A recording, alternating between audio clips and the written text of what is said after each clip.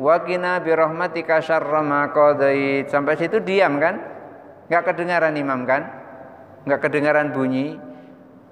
Itu sesungguhnya imam nyuruh kita sama-sama membaca Assalamualaikum kelanjutannya. warahmatullahi wabarakatuh.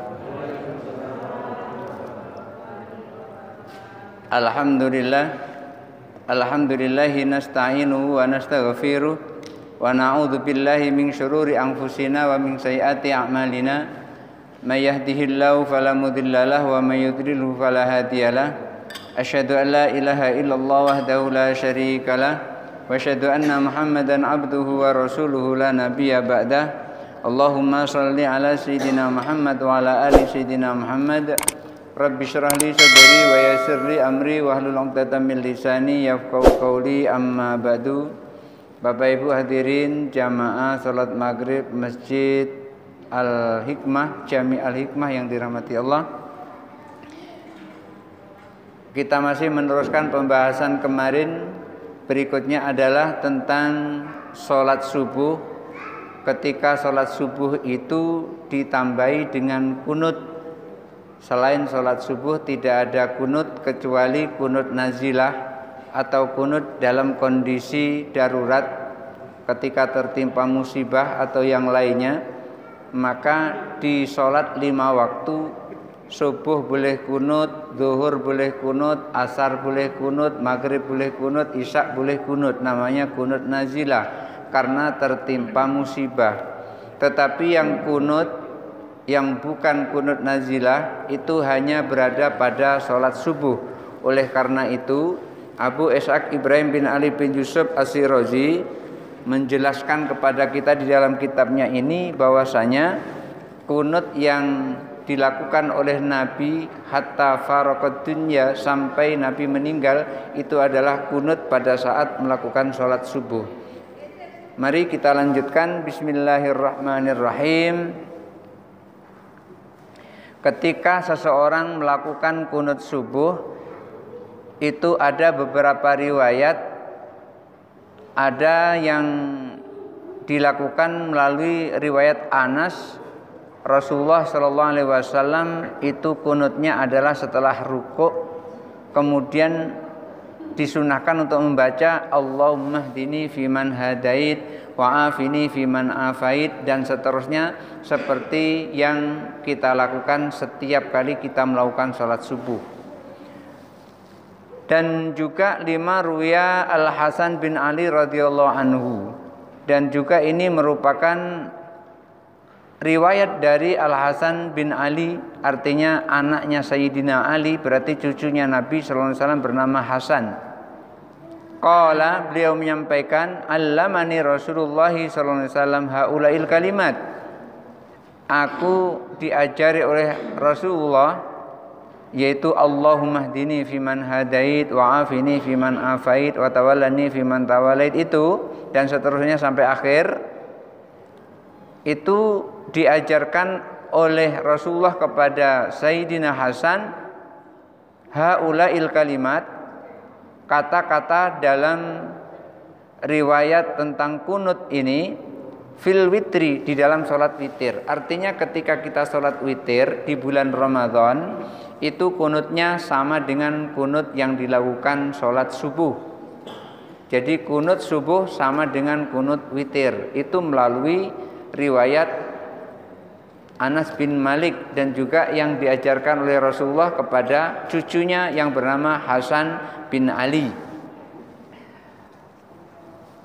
Yang diajarkan kepada Hasan bin Ali yaitu sama, kul, Rasulullah sampaikan, katakan atau ucapkan Allahumma hdini fiman hadait ila akhirih, yaitu Allahumma hdini fiman hadait wa afini fiman afait, dan seterusnya sampai akhirnya. Wa in qanata bima ruya Umar, kalau ada orang yang kunut subuh tapi kunutnya itu tidak kunut yang diajarkan oleh Rasulullah kepada Sayyidina Hasan, tidak kunut yang diriwayatkan oleh Anas bin Malik, yaitu kunutnya Allahumma hdini, tetapi di sini kunutnya Umar bin Khattab, kana hasanan, boleh, bagus. Wa wa maru ya Abu Rafi, kunut yang dilakukan oleh Umar bin Khattab itu adalah riwayat dari Abu Rafi'. Qala, Abu Rafi' menyampaikan qanata Umar bin Khattab radhiyallahu anhu ba'da ruku'i fi subhi. Umar bin Khattab telah melakukan kunut subuh setelah ruku'. Sami'tuhu, aku mendengarnya. Ya Rafi' ini, Abu Rafi' itu langsung mendengar Umar bin Khattab melakukan sholat subuh, kemudian beliau kunut dalam sholat subuhnya itu. Beliau dengar langsung.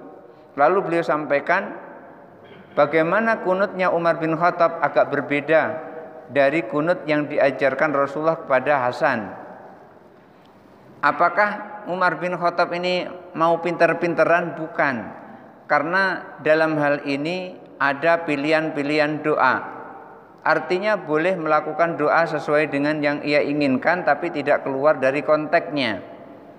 Maka Umar bin Khattab pada saat subuh beliau kunutnya begini, Allahumma inna nasta'inuka, ya Allah sesungguhnya kami mohon pertolongan kepadamu, wa nastaghfiruka, ya Allah kami mohon pengampunan kepadamu, wala nukaffiruka, ya Allah kami tidak kufur terhadapmu, wa nu'minu bika, ya Allah kami beriman kepadamu.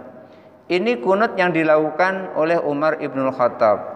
Kemudian lanjutnya wa nakhla'u wa natruku man yafjuruka, ya Allah kami melepaskan dan meletakkan, meninggalkan orang-orang yang berbuat durhaka kepadamu. Artinya Umar bin Khattab tidak mau dekat-dekat kepada orang yang durhaka kepada Allah Subhanahu wa ta'ala. Seperti siapa orang-orang yang durhaka? Ya seperti Abu Jahal, Abu Lahab dan kawan-kawannya. Kemudian Allahumma iyyaka na'budu, ya Allah kepadamulah kami menyembah, walaka nusalli, dan kepadamulah kami salat, wa nasjudu, dan kepadamulah kami sujud, wa ilaika nas'a wa nahfadu, dan kepadamulah ya Allah kami menuju, narju rahmataka, kami memohon rahmatmu ya Allah, wa nahsya adzabakal jidda, dan kami takut terhadap azabmu yang benar-benar terjadi, azabmu yang tiada ampun. Inna adzabaka bil kufari mulhikun, sungguh azabmu terhadap orang-orang kafir itu benar-benar terjadi, akan menimpa mereka.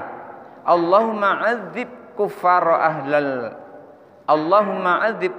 ahlil kitabi, ini bentuknya mudhaf mudhafun ilaih.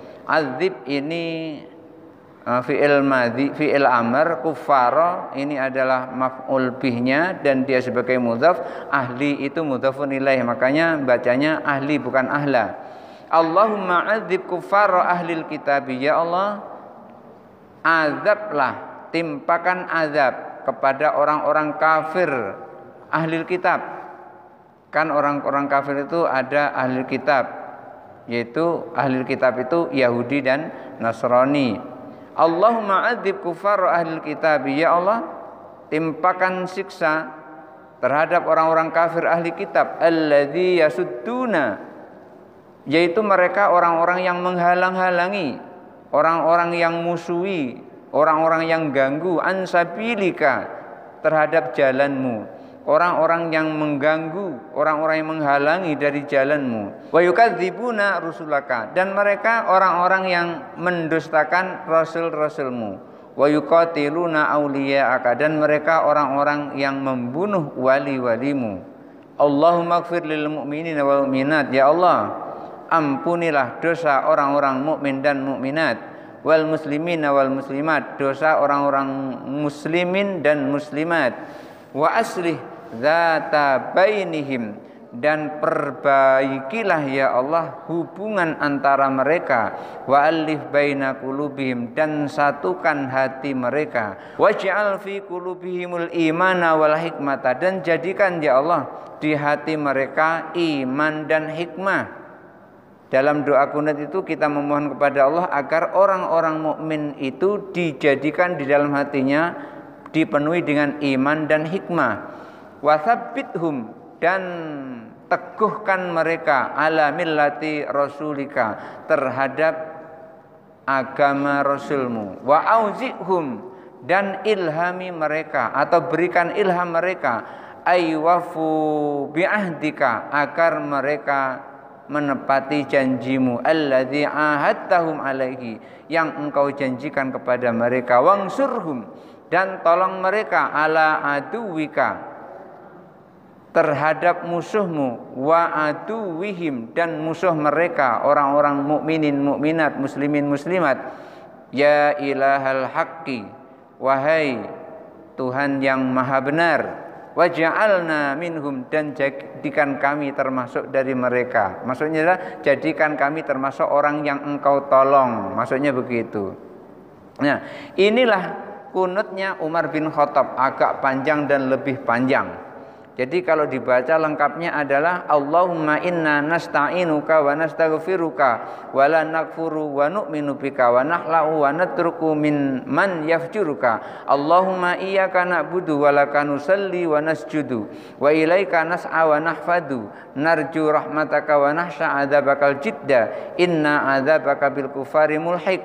Allahumma 'adzib kuffara ahlil kitabil ladzi yasudduna an sabilika wa yukadzibuna rusulaka wa yuqatiluna awliya'aka. Allahumma ighfir lil mu'minina wal mu'minat wal muslimina wal muslimat wa asli dzata bainihim wa alif baina qulubihim waj'al fi qulubihimul imana wal hikmata wa tsabbithum ala millati rasulika wa auzi'hum ayyuwafu bi ahdika alladzi ahadtahum alaihi wangsurhum ala aduwika wa aduwihim ya ilahal haq waj'alna minhum. Ini kunutnya Umar bin Khattab, jarang kita pakai dan jarang kita gunakan. Karena yang kita gunakan itu adalah kunut yang diajarkan Rasulullah kepada Sayyidina Ali. Maksudnya putranya Sayyidina Ali, yaitu Hasan bin Ali. Wa yustahabu ayyusalli ala nabi sallallahu alaihi wasallam, dan di dalam kunut itu disunnahkan juga, dianjurkan untuk bersolawat kepada Nabi ba'dad du'ai, setelah membaca doa. Makanya kita sering menyebutnya wa sallallahu ala sayyidina Muhammadin nabil ummi wa ala ali wa sahbihi wa baraka wa sallam. Ada yang wa barik wa sallim. Kalau wa barik wa sallim enggak match dengan sebelumnya. Karena sebelumnya kan wa sallallahu, bukan wa salli tapi wa sallallahu. Kalau sebelumnya itu fi'il madhi sampai akhir fi'il madhi, wa sallallahu ala sayyidina Muhammadin nabil ummi wa ala ali wa sahbihi wa baraka wa sallam. Kalau wa sallallahu wa baraka wa sallam. Tapi kalau wa salli wa barik wa sallim. Yang lebih parah lagi wa baraka wa sallim. Ya. Ada dibalik lagi wa barik wa sallam. Dibalik lagi, itu enggak match, itu enggak sejajar. Kalau dari awal fi'il madhi sampai akhir fi'il madhi, kalau dari awal fi'il amr sampai akhir juga fi'il amr. Disunahkan membaca sholawat kepada Nabi SAW pada doa setelah doa itu. 5 ruya min hadisi Hasan, masih berdasarkan riwayat yang diriwayatkan oleh Rafi', yaitu hadis Hasan.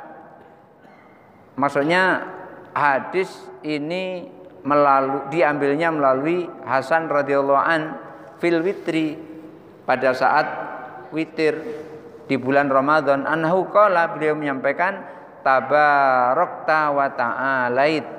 Beliau menyampaikan tabarakta wa ta'alait, engkau maha tinggi, engkau maha suci lagi maha tinggi.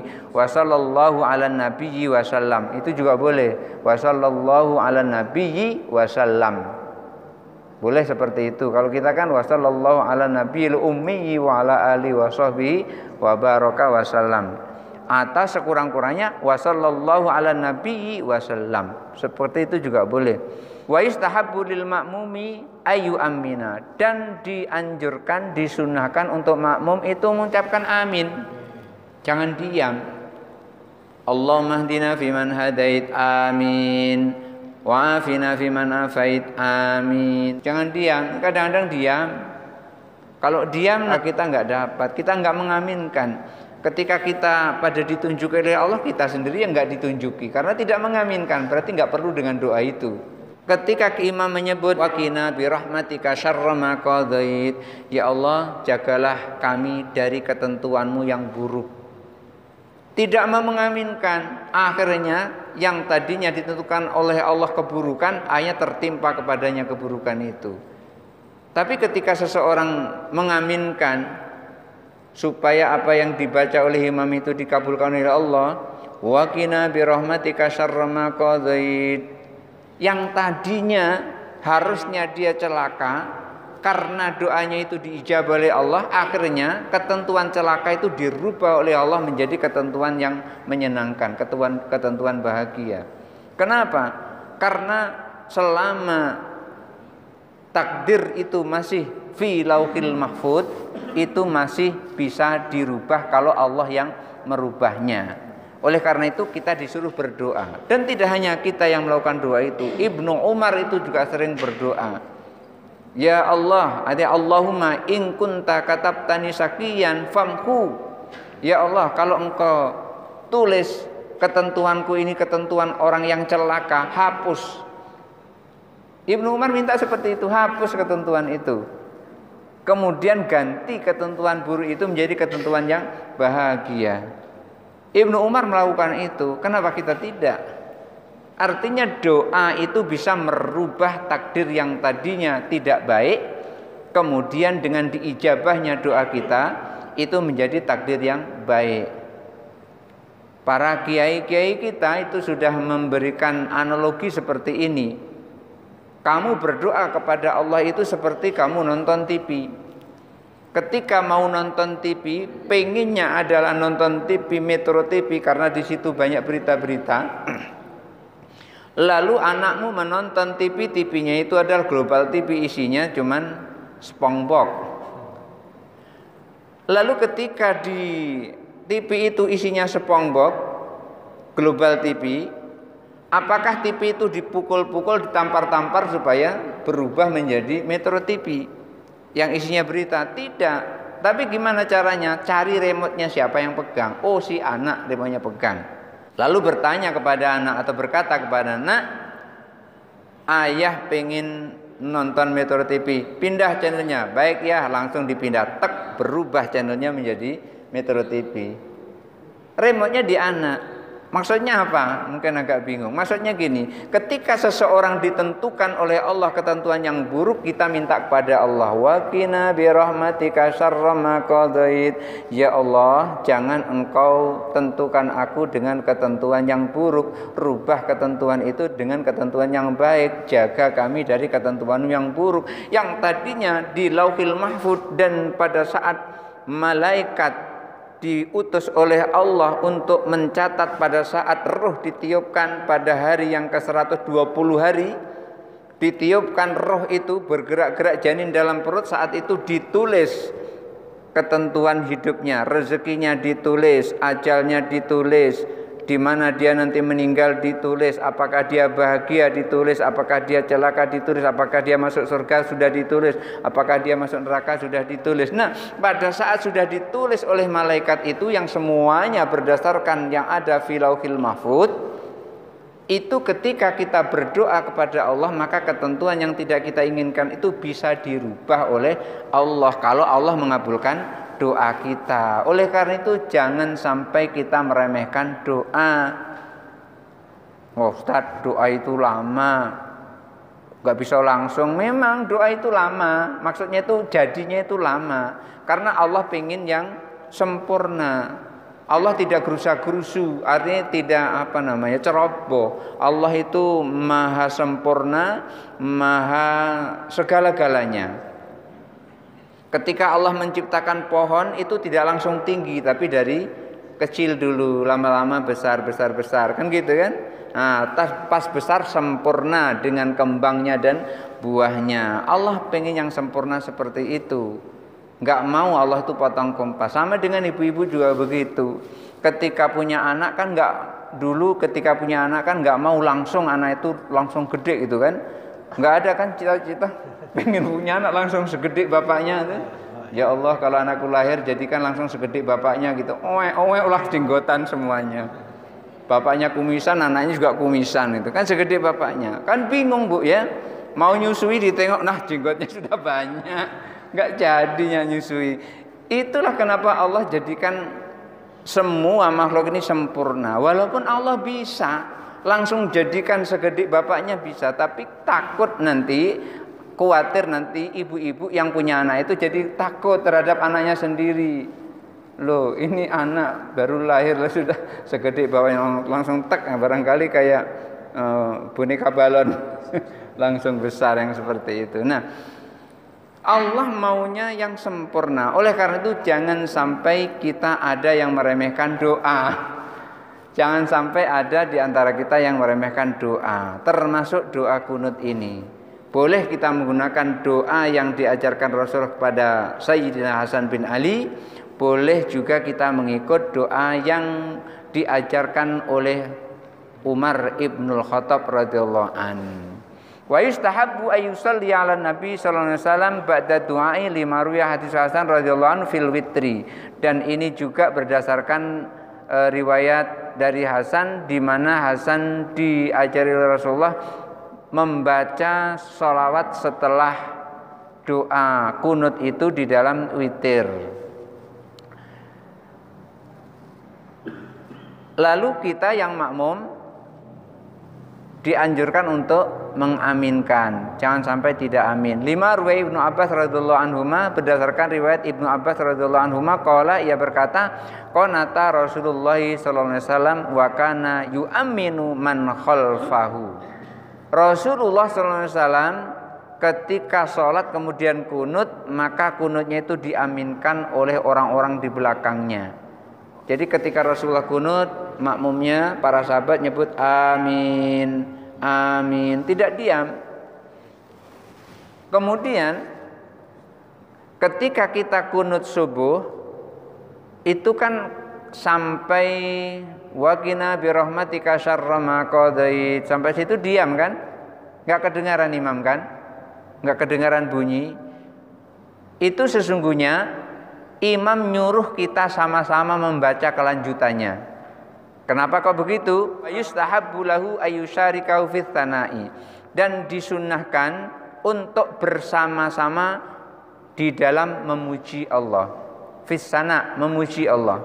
Kita sama-sama memuji Allah. Enggak boleh memuji itu diwakilkan. Dia memuji kita amin, enggak boleh. Dia memuji, imam memuji, kita juga sama-sama memuji. Enggak boleh diwakilkan memuji itu. Kan gak enak kalau muji diwakilkan. Tolong nanti Pak Anu dipuji ya, wakilkan saya pujiannya gitu. Kan gak enak. Tolong nanti ketika Pak Gubernur datang ke masjid sini, saya menyerahkan wakil kepadamu, kamu muji dia atas namaku. Gak bisa seperti itu. Memuji itu pribadi masing-masing, diri masing-masing. Gak boleh memuji itu diwakilkan. Gak boleh. Li'annahu la yasluhu ta'min ala dzalika, karena tidak dibenarkan mengucapkan amin pada saat memuji Allah.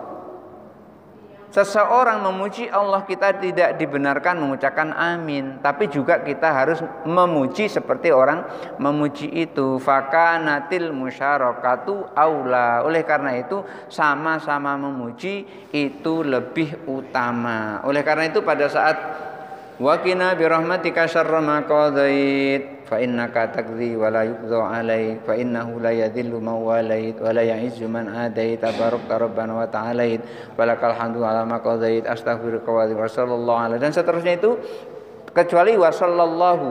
Ketika wa sallallahu itu bukan memuji tapi bersalawat kepada Nabi. Ada mereka yang mengatakan, yang aku heran membaca kunut ada pula yang diam-diam. Apa yang diam-diam? Orang seperti ini nggak ngerti. Masa memuji kita harus mengatakan amin? Ketika seseorang memuji, ya kita harus memuji di dalam salat subuh itu. Jangan mujinya kepada Allah kita wakilkan dengan mengucapkan amin. Nah, itu tidak benar. Kalau muji masing-masing, tapi kalau berdoa nggak apa diwakili. Umpamanya di sini ada Pak Gubernur pas kebetulan datang ke sini, diwakili oleh pengurus masjid memohon bantuan berupa proposal untuk pembangunan masjid. Enggak apa-apa, enggak usah semuanya minta, cukup diwakili oleh imamnya, oleh ketuanya.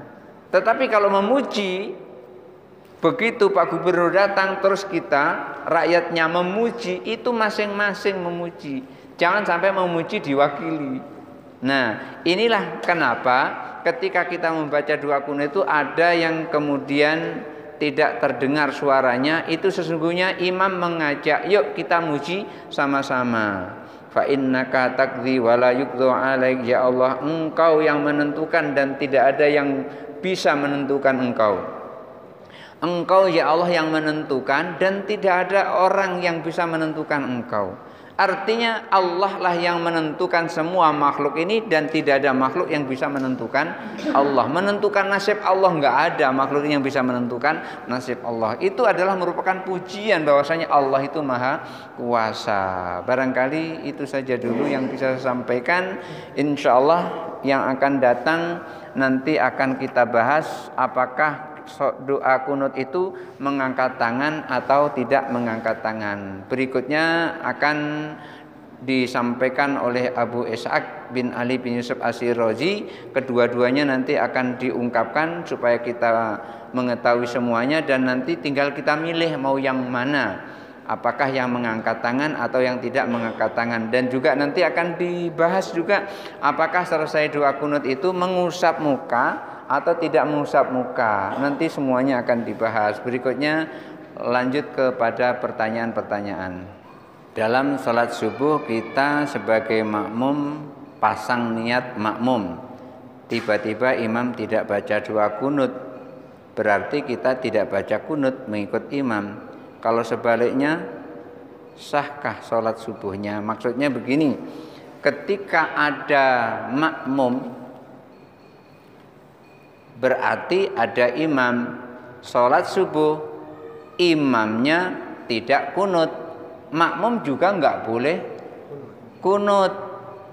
Mentang-mentang, wah mazhab Syafi'i kan harus kunut, imamnya tidak kunut. Maka jangan sampai ada imam tidak kunut, makmum kunut sendiri, batal sholatnya. Makmum harus ngikuti imam, tidak boleh makmum tidak ngikuti imam. Dan sebaliknya, tadi kan tanya gimana sebaliknya, sebetulnya mau nanya bagaimana kalau imam kunut, makmum tidak kunut, itu seharusnya itu yang ditanyakan tuh. Nah, bagaimana ketika imam kunut, makmum tidak kunut, juga begitu. Kalau imam ini kunut kemudian makmum tidak kunut, kalau meyakini bahwasanya kunut itu adalah bukan bid'ah, maka sholatnya tetap sah. Selama dia nunggu, ketika imam kunut dia nunggu. Jangan ketika imam kunut dia langsung ruko. Nah itu batal sholatnya seperti itu. Atau membid'ahkan. Iya, apalagi ketika orang nyebut Allahumma hdina fiman hadait, amin, harusnya begitu ya. Allahumma hdina fiman hadait, bid'ah, wa afina fiman afait, bid'ah. Nah, tambah batal sholatnya seperti itu, tambah batal. Jadi ketika imam itu kunut subuh, makmum itu juga ngikut kunut subuh. Kalau dia tidak mau kunut subuh, tunggu.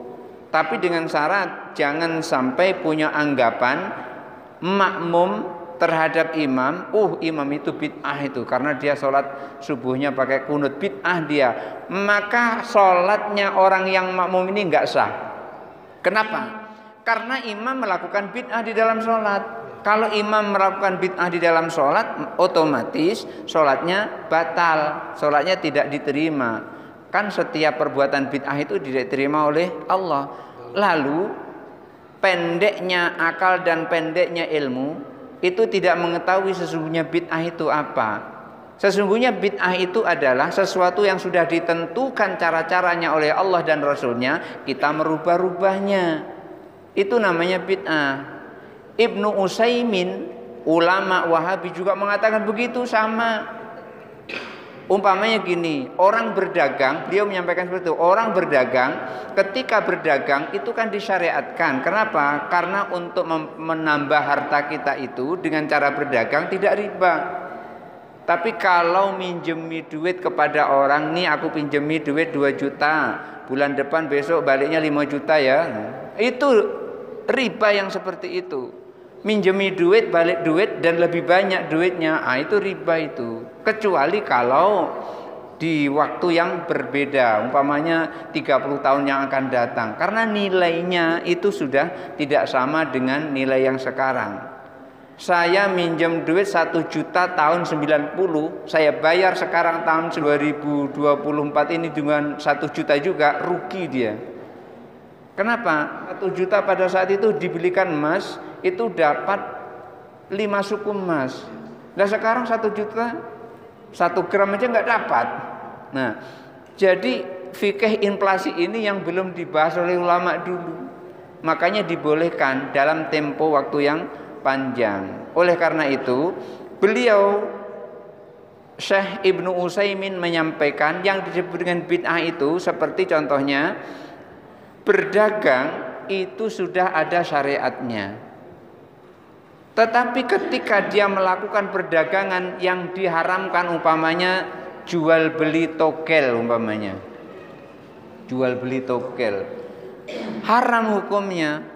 Nih aku jual nomor, kamu beli berapa? Kamu beli 200.000. Itu haram hukumnya. Atau ada orang jual beli narkotika, jual beli ganja, itu haram. Jual belinya disyariatkan, tapi yang dijual itu tidak disyariatkan, maka menjadi haram. Dan itulah yang dikatakan mardudun, yang dikatakan ditolak. Puasa itu kan disyariatkan, tapi kalau ada di antara kita puasa tanggal 1 Syawal, itulah yang disebut dengan bid'ah menurut Syekh Ibnu Utsaimin. Boleh dilihat di dalam syarahnya, Syarah Arba'in. Karena tadi subuh baru saya sampaikan, maka saya masih ingat sangat kuat gitu.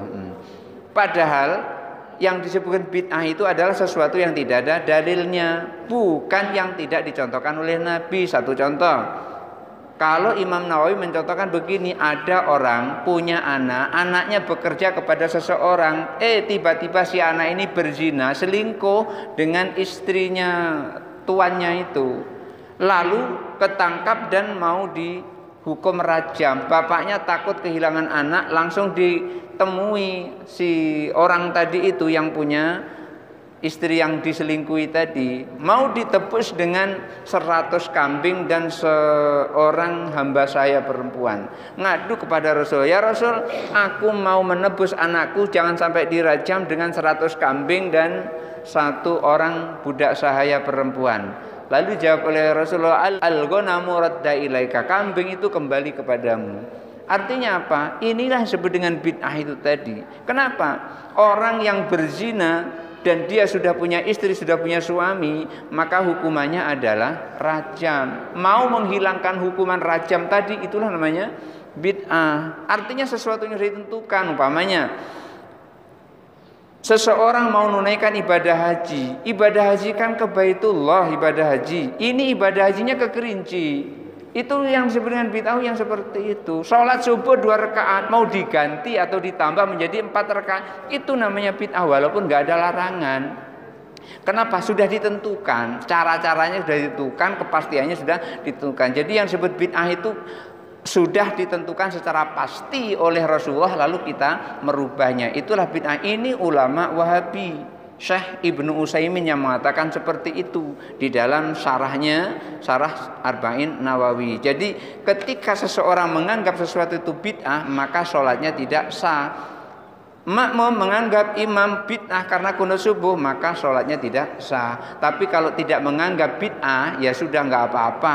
Kan Imam Ibnu Hambal juga nggak kunut tidak dianggapnya itu sunnah, hanya mubah saja, nggak apa-apa. Yang seperti itu sholatnya sah. Tapi kalau dianggap bid'ah kunut subuh, sudah jelas dia adalah batal sholatnya. Barangkali itu. Ketika selesai sholat, sebelum kita wirid, membaca dulu surah Al-Fatihah, mengirimkan kepada orang tua umpamanya. Yang namanya zikir sesudah sholat itu boleh-boleh saja, itu tidak membatalkan sholat. Hanya saja ada ulama yang menganjurkan, ulama salafus soleh menganjurkan, ketika mau wirid sudah sholat itu sebaiknya diawali dengan istighfar. Astaghfirullahaladzim alladzi la ilaha illa huwal hayyul qayyum wa atubu ilaih 3 kali. dianjurkan diawali dengan istighfar, selebihnya terserah mau bagaimana. Yang penting jangan sampai bertentangan dengan syariat. Atau kalau seandainya pingin kita berbakti kepada orang tua kita kirim hadiah Fatihah, minta kepada Allah supaya kalau Fatihah ini adalah yang kita baca ada pahalanya, agar pahalanya disampaikan kepada orang tua kita. Boleh orang namanya mohon minta kepada Allah, berdoa kan boleh. Soal diijabah atau enggak dijabah yaitu urusan Allah itu. Tapi yang jelas berdoa itu boleh, apapun doa yang kita minta itu, selama doa yang kita minta itu bukan doa kesyirikan. Gimana doa kesyirikan itu? Minta misalnya, ya Allah berikan aku Tuhan selain Engkau, umpamanya gitu. Dalam doa gitu, ya Allah berikan aku Tuhan selain Engkau. Itu enggak boleh.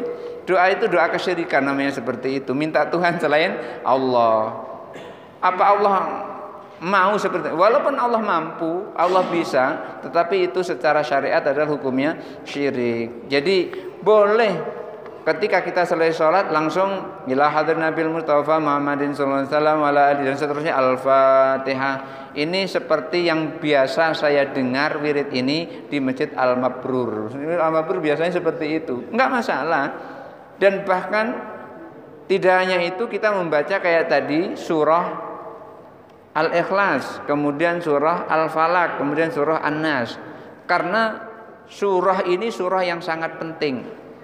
Dan kalau bisa itu adalah dibaca di pagi hari dan sore hari. Maksudnya adalah dibaca waktu subuh dan juga waktu asar. Atau kalau waktu asar tidak sempat, dibaca waktu maghrib. Karena di dalam riwayat itu siapa orang yang membaca Qul huwallahu ahad, Qul a'udzu birabbil falaq, Qul a'udzu binnas, maka Allah akan melindungi dia mulai dari pagi itu sampai sore hari. Kalau di sore hari membaca itu tadi Qul huwallahu ahad, Qul a'udzu birabbil falaq, Qul a'udzu binnas, maka Allah akan menjaganya nanti di sore hari sampai di pagi hari. Allah jaga. Dan itu yang sering diamanatkan atau sering dianjurkan atau diperintahkan oleh Gus Maksum. Gus Maksum itu adalah ustadz yang ada di Pondok Pesantren Lirboyo yang menciptakan silat namanya Pagar Nusa. Itu silatnya orang NU tuh, Pagar Nusa. Beliau nyampaikan seperti itu. Karena apa? Karena yang ganggu kita itu kadang makhluk yang tidak nampak. Maka ketika kita membaca itu, makhluk yang tidak nampak tidak bisa ganggu kita. Kalau bahasa kitabnya namanya Umusibyan. Maka ketika ada anak nangis tidak mau nyusu ibunya, bisa jadi diganggu oleh setan. Disebut dalam kitab itu namanya Umusibyan istilahnya. Kata orang Padang istilahnya itu palasik. Ya, palasik. Ada yang menyebutkan itu kuntilanak. Ada yang menyebutkan Umusibyan. Yang jelas itu adalah makhluk jahat. Dan Rasulullah Shallallahu Alaihi Wasallam itu pernah dijahili oleh seorang Yahudi namanya Lubed. Dijahili dengan apa? Dengan sihir. Disihir. Lubed itu menyihir Rasulullah Shallallahu Alaihi Wasallam.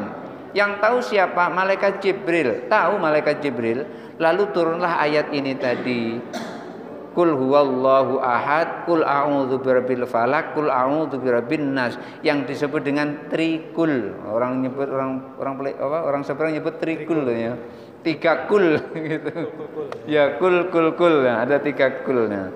Jadi ketika seseorang selesai sholat kemudian membaca surah Al-Fatihah, dikirim untuk keluarganya, mungkin untuk ayahnya atau ibunya yang sudah almarhum, maupun untuk ayah ibunya yang masih hidup, tapi niatnya adalah supaya dijaga kesehatannya oleh Allah. Umpamanya gini, karena kita nggak bisa bahasa Arab, ya cukup ya Allah sehatkanlah ayahku, ya Allah sehatkanlah ibuku, Al-Fatihah gitu.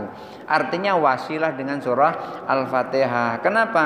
Karena surah Al-Fatihah itu disebut dengan sab'ul mathani, 7 yang diulang-ulang, 7 ayat yang diulang-ulang. Juga dikatakan ayatus syifa, ayat penyembuhan. Kenapa dikatakan ayat penyembuhan? Dulu pada zaman Nabi itu ada kepala suku sakit. Sakitnya itu kalau nggak salah disengat binatang berbisa semacam kalajengking. Lalu sahabat ini melewat situ, padahal sudah diumumkan siapa yang bisa menyembuhkan kepala suku ini akan dikasih hadiah 4.000 kambing. Bayangkan 4.000 kambing. Kalau satu kambing 1,5 juta. 3,5 sekarang. Iya. 3,5 juta.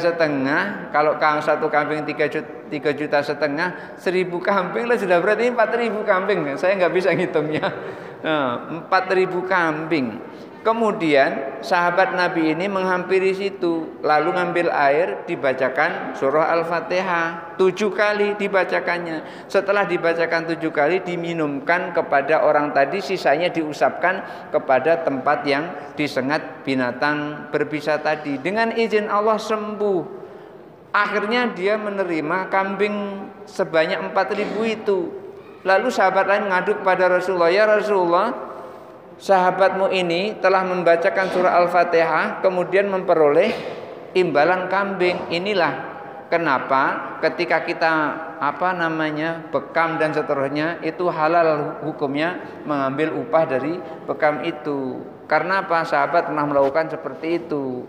Begitu membaca ruqyah melalui air, sehatlah beliau ini, kepala suku ini dari sakitnya. Lalu Rasulullah tanya, dari mana kamu tahu? Iya, karena aku mengetahui bahwasanya surah Al-Fatihah itu adalah ayatus syifa, ayat-ayat penyembuhan. Maka saya juga pernah mencobakan kepada seorang imam yang sudah tua. Imam di masjid saya sana, Masjid Al-Muhajirin. Setelah 9 hari dia terkapar nggak bisa bangun-bangun. Dengan izin Allah dia ingat saya. Begitu ingat, menantunya disuruh ke rumah untuk jemput saya. Akhirnya saya pergi ke rumahnya. Saat itu memang dia terbaring lemas, tidak bisa bergerak apa-apa, sambil ngeringik-ngeringik gitu. Tapi sudah sehat, ganas bener gitu, udah sehat.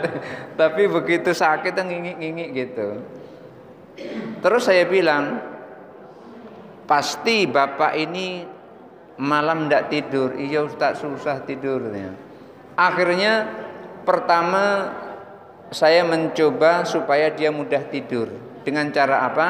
Istrinya saya suruh beri buah pala. Buah pala dilembutkan supaya malam hari itu dioleskan di pelipisnya sini. Maka dengan izin Allah membaca surah Al-Fatihah, minta tidur kepada Allah. Karena tidur itu kalau Allah nggak nidurkan, nggak tidur. Itu bukti manusia itu nggak bisa apa-apa gitu. Melalui sarana buah pala tadi, minta kepada Allah dengan membaca surah Al-Fatihah, dikasih di pelipisnya ini, kemudian dia tidur. Cuman sebelumnya saya bilang kepada beliau, tolong ambilkan garam. Saya melalui wasilah garam. Garam saya bacakan doa, membaca surah Al-Fatihah dengan tujuan supaya disembuhkan sakitnya si bapak imam ini. Kemudian saya perintahkan pertama besok ambil daun kates. Daun kates diparut, kemudian dicampur, setelah diperas dicampur dengan garam yang sudah saya bacakan surah Al-Fatihah, lalu diminum sesudah makan. Yang kedua, sebelum tidur nanti istrinya saya suruh merebus air hangat. Begitu air hangat direbus, dicampur dengan air dingin, garam itu dimasukkan ke air hangat itu, terus kakinya dicelupkan, diturunkan sampai kurang lebih setengah jam sampai keringatan seluruhnya keluar. Keringat ini keluar. Setelah itu 2 hari berikutnya saya tanyakan kepada cucunya yang ngaji di rumah. Zahra, gimana Mbah? Udah bisa jalan katanya. Alhamdulillah. Bisa jalan dengan izin Allah. Ini melalui berkat surah Al-Fatihah. Jadi artinya apa? Memang surah Al-Fatihah itu adalah ayatus syifa, ayat-ayat penyembuhan. Dan bahkan pada kondisi yang sangat berbahaya seperti disengat binatang berbisa itu, dengan surah Al-Fatihah itu Allah sembuhkan. Dan bahkan saya melihat langsung, ada seorang dokter yang tinggalnya di Mayang, tetapi dia ditugaskan di Pematang Lumut. Pematang Lumut itu daerah orang tua saya, ayah saya. Jadi dokter ini dengan izin Allah disengat lipan. Dokter tahu kalau disengat lipan ini harus diikat, kemudian disontek anti apa racun itu. Tapi ternyata disontek nggak pengaruh apa-apa. Masih tangannya itu kesakitan dan kebas-kebas. Akhirnya datanglah ke tempat orang tua. Lalu dibacakan doa. Sambil membaca doa itu orang tua mengaduk air ini dengan jari tengah bagian kiri. Bukan kanan tapi kiri. Diaduk begini. Begitu diminumkan dan diusapkan ke tempat yang sakit tadi, yang digigit lipan tadi, dia langsung kayak gini. Perasaannya itu lipan banyak keluar dari badannya. Perasaannya. Setelah itu sehat dia. Setelah sehat langsung ngangkat orang tua itu sebagai ayahnya. Padahal beda agama. Dia agamanya Kristen dia. Tapi barangkali dalam hal ini menolong orang kan kita tidak harus satu agama. Kalau menolong orang harus satu agama rusak nih. Pas begitu jatuh, kamu agamanya apa? Kristen, nggak jadi nolong. Terkapar dari situ. Jadi nggak boleh nolong orang itu memandang agama, nggak boleh. Dalam Islam tidak boleh. Pas begitu ditolong, kamu agamanya apa? Islam. NU apa Muhammadiyah? Saya Muhammadiyah, nggak jadi ditolong karena beda organisasi. Nggak boleh seperti itu. Jadi menolong orang itu tidak boleh kita memandang agama. Menolong orang ya harus tolong. Karena ketika kita menolong orang nanti kita ditolong oleh Allah walaupun dia bukan agama Islam. Karena sudah dicontohkan oleh Umar bin Khattab. Ketika Umar bin Khattab menolong orang Yahudi yang rumahnya akan digusur oleh gubernur, ternyata setelah dikasih tulang, digaris tulang oleh Umar bin Khattab, dikasihkan kepada gubernur itu, ketakutan gubernur itu. Kenapa? Karena akan diluruskan oleh Umar bin Khattab dengan pedangnya. Kalau dia tidak berlaku lurus, akhirnya nggak jadi ngambil tanahnya untuk dibangun masjid. Akan tetapi efeknya apa? Seorang Yahudi ini mau menyadari, oh ternyata Islam itu adil ternyata. Akhirnya apa? Dia mengucapkan 2 kalimat syahadat dan tanah yang mau tadi digusur bukan digusur tapi justru malah diserahkan. Itulah bil hikmati wa mau'izatil hasanati wajadilhum billati hiya ahsan. Barangkali itu saja dulu yang bisa saya sampaikan. Mudah-mudahan ada manfaatnya. Adanallahu wa ikum ajmain wallahu muwaffiq ila aqwamit thoriq. Wassalamualaikum warahmatullahi wabarakatuh.